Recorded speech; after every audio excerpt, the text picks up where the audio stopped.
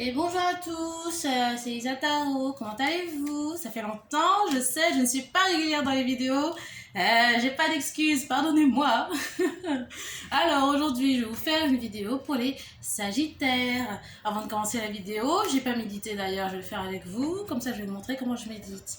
C'était pas du tout prévu, mais faut mêler l'utile à l'agréable. Et donc du coup, je me suis dit, les Sagittaires à la pomme de terre, vous n'avez pas de surnom. Ça vous va? Allez. J'allais dire un truc, mais c'est vraiment limite. Là, je suis de bonne humeur. Mais c'est la saison des Sagittaires d'ailleurs. Joyeux anniversaire les Sagittaires, très bonne saison. C'est peut-être pour ça que je dis des choses sans trop les contrôler, mais bon, ça va, ça passe. Dit avec la bonne humeur, ça passe toujours. Ça, c'est une ambiance à la Sagittaire, ça. Ok, bon. On va méditer ensemble pour les Sagittaires.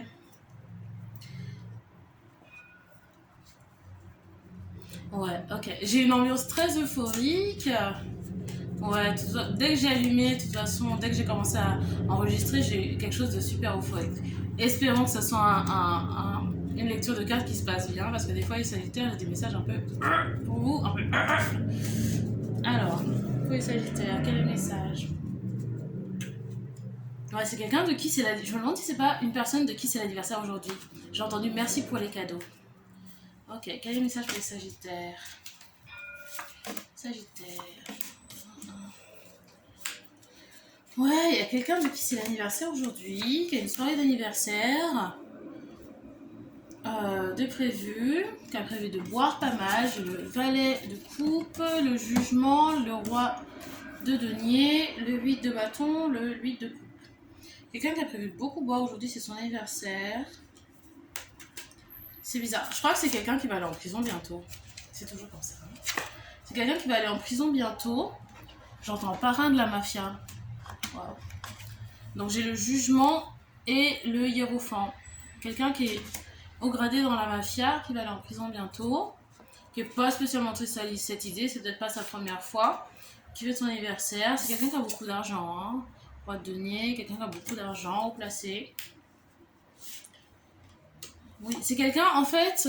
Ok, donc c'est en fait une personne qui va souvent en prison. Du coup, qui est dans la mafia, qui est vraiment dans des histoires criminelles depuis longtemps en fait, très haut placé. Donc aller en prison, c'est pas spécialement une histoire, c'est pas quelque chose qui va le chambouler quoi. C'est une habitude, il est dedans, dehors quoi. Voilà, tout simplement, qui célèbre son anniversaire. Voilà, j'ai le fou qui célèbre son anniversaire de façon extrêmement guirette. Voilà. Ok, je vois. Et quelle est l'histoire à laquelle on va être mêlé aujourd'hui? Qu'est-ce qui se passe? Sur quoi porte cette lecture? Donc, il y a un souci, j'entends angoisse, pervers narcissique, tomber dans la drogue. Ok. Soleil. Donc c'est en fait c'est une personne qui a peur en fait pour son enfant, sa fille, je pense, parce que sa fille, je suis assez sûre que c'est une fille ou un petit garçon, sa fille a des grosses crises d'angoisse en fait. Et cette personne, en fait, elle a l'habitude d'aller en prison. Elle n'a pas peur d'aller en prison, c'est pas un problème. Mais elle a peur de laisser sa fille qui fait des grosses crises d'angoisse, qui a tendance à dépenser tout son argent. À chaque fois, il lui reste plus rien. Elle sait pas gérer son argent, ou si c'est un enfant qui sait pas gérer son argent. Bon, après, on ne demande pas à un enfant de gérer son argent, mais c'est pour ça que j'ai vraiment penché pour une fille. Et du coup, j'entends qu'il serait bisexuel. Je vois deux filles qui se regardent en plus. Ok, mais il y a le soleil, donc quelque chose qui ferait que cette personne a envie de se réjouir. Quelque chose qui lui apporterait de l'indépendance. Qu'est-ce que c'est? Hop, je vais tomber. Une réconciliation, 3 de coupe, avec qui? Avec sa mère. D'accord, donc en fait ça serait quelqu'un, la fille en question de l'homme qui part en prison a des tendances à un peu retomber dans ses vices, mais elle a une personne autour d'elle avec qui elle s'est réconciliée il n'y a pas longtemps qui la tire vers le haut en fait. Mais le problème c'est que dès que cette personne en fait est hors du champ de vision de la fille dont on parle ici, cette fille retombe dans ses vices, donc d'alcool, de dépenser tout son argent, de vivre sa vie extrêmement dangereusement. J'ai le 7 de coupe et la force. D'accord. Ok. Et ouais, en fait, c'est une personne qui va s'attirer vraiment beaucoup d'ennuis, en fait. Et elle s'attire beaucoup d'ennuis. Il y a beaucoup de gens qui lui veulent du mal. 5 d'épée. Beaucoup de gens qui lui veulent du mal. Et beaucoup de situations dans lesquelles, voilà, les gens lui font du mal, quoi. Voilà. Après, je pense que c'est des situations où c'est pas spécialement les gens qui lui courent après qui lui font du mal. Elle se met dans des situations assez dangereuses, quoi. Ok, plus d'informations par rapport à cette situation, peut-être la relation père-fille ici. Est-ce qu'on peut avoir plus d'informations sur la relation entre les deux? Je pense que justement, puisque le père en question, il a dû passer, je pense, pas mal de temps en prison. Donc, il va peut-être s'en vouloir en fait de ne pas avoir été là pour sa fille. Pas l'avoir vu trop grandir, etc. Et puis découvrir une adulte qui souffre un peu, quoi. Donc du coup la relation, pour clarifier la relation entre les deux, j'ai le valet de denier, le 5 de denier, non pas le valet, j'ai le valet aussi, mais bon, chevalier de denier, valet de denier, 5 de denier, l'ermite, et 2 fois le 5 de coupe. J'ai mélangé 2 fois mon paquet parce que j'aime bien avoir des clarifications comme ça. Donc j'ai 2 fois le 5 de coupe et le 4 de bâton. Ce qui fait que la relation entre les deux, ouais, le père en question regrette de ne pas avoir été plus présent et il essaye de se rapprocher de sa fille, voilà, mais ça va doucement, et puis c'est un peu fragile, etc. Leur relation est un peu fragile. Et puis ça le fait souffrir, hein. Il y a le 5 de denier et le valet de denier qui ressort, ça le fait souffrir de voir qu'elle ne s'en sort pas du tout avec l'argent en fait. C'est peut-être justement un homme qui gère bien son argent, mais qui n'a pas été là pour sa fille pour lui apprendre comment faire, en fait. Voilà. Donc peut-être qu'il regrette un peu aussi que sa fille soit un petit peu... s'isole beaucoup. Et peut-être qu'ils ont vraiment 2 caractères très différents. Elle s'isole beaucoup quand lui, c'est quelqu'un de très facile à aborder, en fait. Et il remarque en fait, elle l'approche que quand elle a besoin d'argent. Chose qu'il comprend, mais voilà, il aimerait une relation un peu plus intime en fait avec sa fille. Ouais. Il essaie vraiment beaucoup d'utiliser la communication, etc. Mais ils ont 2 types de communication très différents en fait. Lui, il va être très ouvert par rapport à la communication. Voilà, les idées fusent, quoi. Et puis, sa fille va être une personne un peu plus... J'ai l'ermite qui ressort, hein. Un peu plus introvertie, qui n'a pas spécialement envie d'exprimer ses sentiments, etc. Voilà. Il y a aussi une question, il y a une chose avec le mariage. Je pense que la femme de cet homme le laisse un peu faire ce qu'il veut, quoi. Ils se sont toujours connus comme ça. Voilà, ils s'aiment beaucoup par contre, hein. Ils s'aiment beaucoup, mais ils se sont toujours connus comme ça, avec le monsieur qui part, qui va souvent en prison. Voilà, c'est sûrement comme ça qu'ils se sont rencontrés. Je sais pas, il y a quelque chose du genre. Ouais, voilà, ok. J'ai le roi de coupe, le 2 de coupe et le 4 de bâton. Ce sont des gens mariés qui s'aiment énormément, qui se comprennent très bien. Et c'est une situation dans laquelle ils ont toujours été. Et il y a beaucoup de soutien. C'est beau. C'est beau à voir tout ça. Ok. D'accord. Ok, bon, elle va essayer de cibler comme elle me le soucie dans cette situation. Quel est le problème? J'ai mis mes cartes n'importe comment. Super. Alors, quel est le problème? What is the problem? Qu'est-ce le problème? On est polyglotte. Quel est le souci ici? Ouais, c'est ça, c'est cette inquiétude en fait. C'est ça, cette inquiétude pour la fille qui est un peu irresponsable, hein. Donc le monsieur s'inquiète pas mal. Voilà. Très dépensière, hein, 6 de denier. L'étoile. Pourquoi est-ce qu'on a l'étoile? Ouais, et en fait, il y a une opportunité de gagner de l'argent. Je pense qu'on va se pencher sur ça. On a une opportunité ici de gagner de l'argent, de stabiliser. Mais voilà, c'est une relation amoureuse. Ok, on y arrive. C'est une relation amoureuse. Donc on a l'étoile, l'as de denier et les amants. Donc il y a une relation amoureuse qui va l'aider à se stabiliser. On va peut-être se pencher plus là-dessus. J'ai comme l'impression qu'il faut que j'utilise un autre deck. Carte comme as. Comme ci, comme ça, comme ci, comme ça. Vous voyez pas. Ma caméra est un peu endommagée, ce qui fait que les reflets sont affreux. Je suis désolée, on voit pas grand-chose. Bref. Alors, pour clarifier cette situation, on a chou chou chou. Lion. Lion. Gémeaux. Lion, Gémeaux et menteur compulsif. D'accord. Donc, ce que je comprends, c'est qu'il y a une personne avec qui cette fille a une relation amoureuse, qui aurait dans son thème astral Lion et Gémeaux. Voilà, hein, placé où c'est possible. Hein, soleil, lune, ascendant, Mercure, tout ça. Qui serait dans sa vie, qui pourrait aider cette fille à être plus indépendante financièrement, plus stable, etc.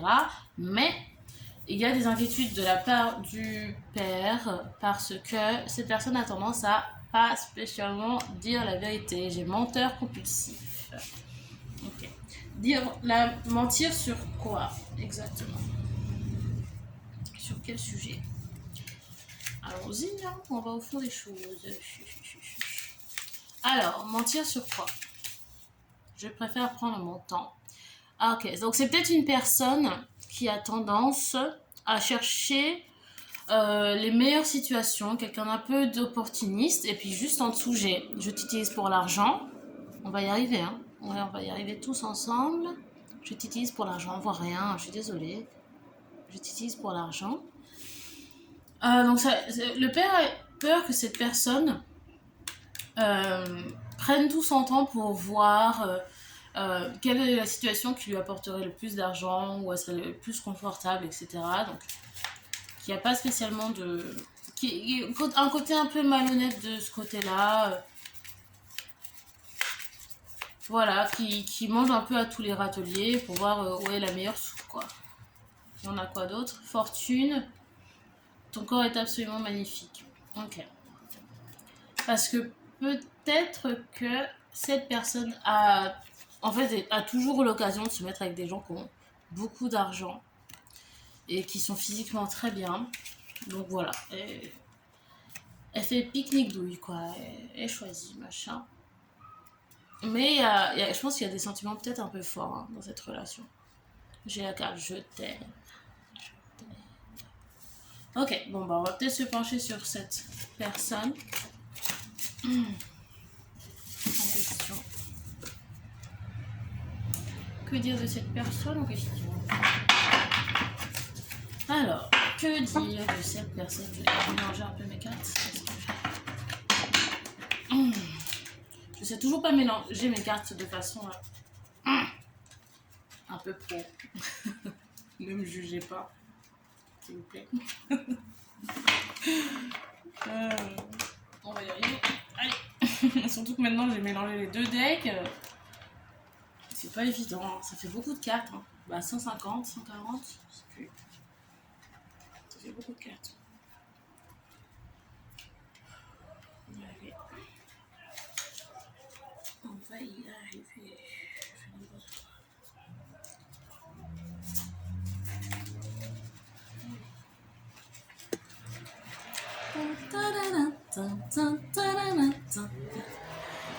Si j'avais envie d'éditer mes vidéos, je vous mettrais ça en accéléré avec de la musique, mais on va faire ça en one shot. Alors, bon. Alors, plus d'informations sur cette fille, cette femme. Ouais, c'est une fille, hein. C'est une relation entre deux filles. Hein. Ouais. Plus d'informations sur cette femme. Ouais. Je vois que c'est une femme qui est bisexuelle aussi. Hein. J'ai le 2 d'épée. Le 2 d'épée qui n'est pas forcément une carte qui représente la bisexualité, mais là c'est comme ça que j'ai envie de la lire. Donc j'ai des reines. Donc c'est une femme assez mature. Hein. Voilà, qui serait peut-être jeune, mais un peu mature quand même. Donc, parce que j'ai 2 reines. Donc du coup, j'ai la reine de denier et la reine d'épée. Donc c'est une femme qui a de l'argent, hein, qui aussi se débrouille pas mal financièrement, qui a des fonds, et qui est très vocale. C'est une personne qui s'exprime extrêmement bien. Et qui dit les choses. Bon, on a vu qu'il y a peut-être une petite tendance à mentir, peut-être enjoliver la vérité de temps en temps, mais qui dit les choses comme elles sont quand même. Et une personne assez juste, hein, la justice, quelqu'un d'assez équilibré, etc. Ok. Est-ce qu'on peut avoir plus d'informations par rapport à cette personne rapidement? Parce que je pense qu'il n'y a pas grand-chose à dire. C'est peut-être une personne qui a des addictions. Peut-être des addictions. J'entends des addictions à la nouveauté. Peut-être une personne qui est un peu instable dans ses relations amoureuses parce qu'elle a des addictions à la nouveauté. Addiction à l'amour aussi. Qui change souvent de partenaire en fait. Ouais. Et quelqu'un d'assez célèbre, hein, j'ai l'étoile. D'accord. Donc là, on va clarifier la relation entre les deux.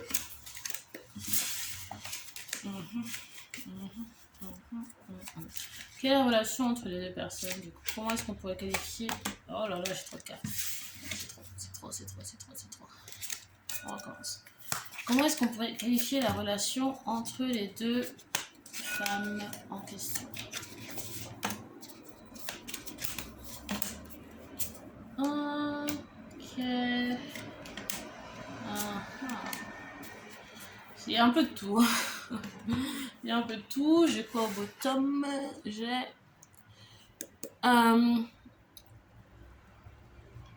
le valet de denier. Donc c'est peut-être une relation qui est marquée un petit peu par la radinerie des sentiments. Voilà, peut-être que des deux côtés, elles n'ont pas trop envie de se dévoiler quand même. J'ai aussi le valet de coupe.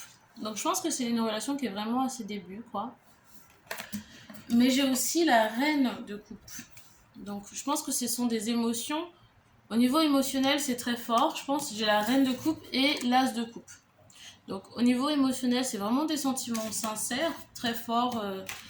Beaucoup de... comment on appelle ça? Beaucoup de bienveillance en fait, envers l'une l'autre. Mais un peu de méfiance, je pense. Un peu de méfiance. Du coup, voilà, on a des personnes qui se dévoilent pas en entier, émotionnellement parlant. Et aussi qui s'épient pas mal sur les réseaux. Qui s'épient. Voilà, un peu sur leur garde. Je vois qu'il y a un petit peu de manipulation aussi. On a le magicien. Et l'empereur à l'envers. Comment j'ai envie de le prendre aujourd'hui? J'ai comme l'impression que ce sont deux personnes qui cherchent un petit peu qui est le boss dans la relation. Qui est-ce qui décide? Qui est-ce qui porte la culotte? Pourquoi?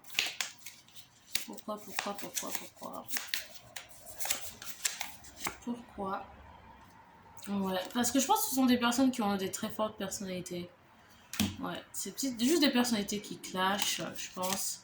Peut-être des gens justement qui ont l'habitude d'être dans des relations où il y a quelqu'un qui va essayer de mettre des couteaux dans le dos, qui va raconter des bêtises dans le dos des gens, etc. Ces deux personnes, elles ont des trust issues en fait. Elles n'ont pas l'habitude d'être dans des relations saines avec des gens qui leur veulent du bien en fait. Ouais. Mais qui cherchent toutes les deux une relation stable, voilà, le grand amour, le romantisme, etc. quoi. On va chercher des conseils maintenant par rapport à ces deux situations. Conseils. Les deux situations qui s'embriquent l'une dans l'autre. Hein. La relation amoureuse et l'anxiété du père par rapport à l'anxiété de la fille. On s'entend. Alors, quel est le conseil à tirer pour la relation entre les deux? Ouais, c'est beau quand même tout ça. C'est mignon.